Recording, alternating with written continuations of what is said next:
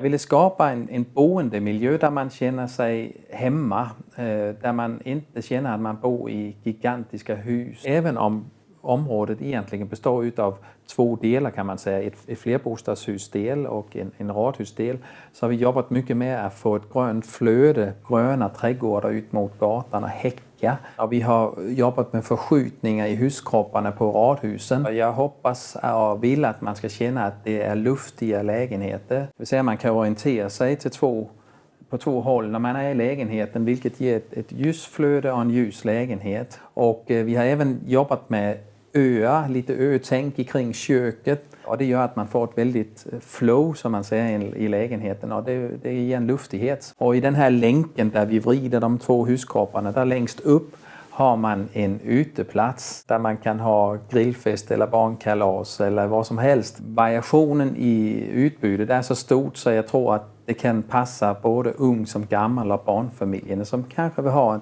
ett radhus i två plan.